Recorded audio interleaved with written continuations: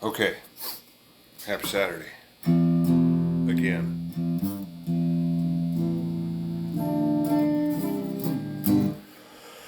So, story time. So, I talked to Brian, and Brian's got some stuff going on anyway. We'll work through it. He was telling me, he was telling me, he says, yeah, man, I was getting ready to get up. Hang on just a second, let me turn off this amplifier. This amplifier's buzzing a little bit. Give me a second, and we'll put that on standby. So, Brian was telling me he was getting up to go to the bathroom and he tripped over a fan and he smashed his face into a door. And I laughed, of course, like I'm laughing now. And it's like, well, I said, Brian, I said, I know your looks needed improvement, but I didn't know smashing into a door was an option. Talk about home improvement. Anyway, we laughed and chuckled about it. And he says, well, I still have all my teeth. And I said, well, I said, when you were a kid, did you ever tie a string to the doorknob and try and pull out your teeth? And he says, no, he says, I think that was your thing. And I said, no, it wasn't. So, and I talked to all my family about this, and I think everybody in our family, this one's for my family. Our dad would go and work at the beef packing plant all day. And he worked hard. And he would come home and, when you work at a packing house, your clothes are covered in blood and stuff. And I'm not trying to be gross, but Dad would come home and sit down, take off his boots and stuff, and get ready to get cleaned up and stuff. But he hadn't washed his hands yet, and he would wash his hands before dinner. But he had just gotten home, and in my case, I was being a young tyke running around, and I had a loose tooth. And I was doing, the tooth is doing this number, right? It's about ready to fall out. And I was all proud of my tooth, getting ready to take a digger.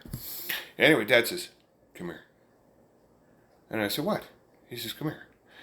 And Dad had big fingers.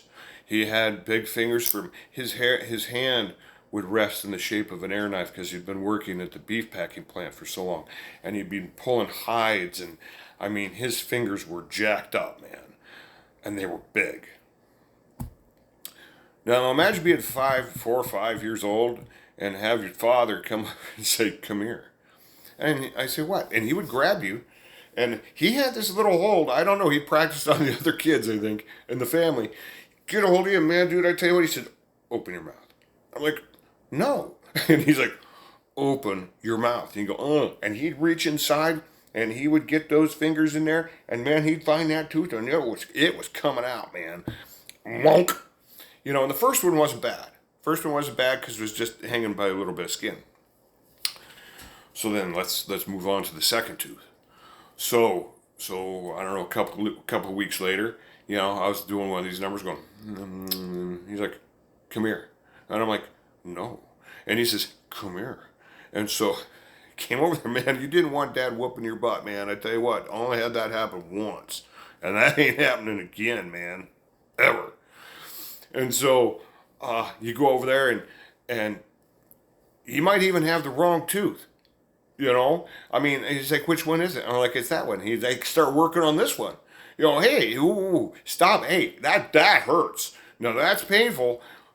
You're screaming in the kitchen while Dad's doing, dental surgery on you with his sausages. By God, he got it out.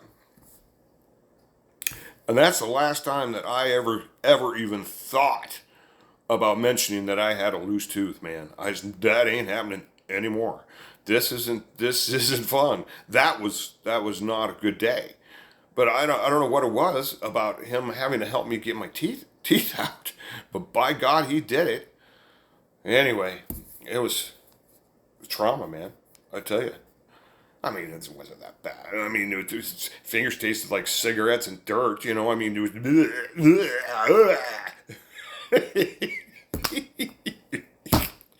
Anyway, yeah, I was telling Brian about that, and it was like a flashback in time, man. It was pretty funny. Lived through it, But by God, I pulled my own teeth after that. So anyway, Brian, that one's for you. Jolene, Kathy, Marty, Lori, that's for you too. Anyway, love you guys, man. We'll talk to you later. We'll see you.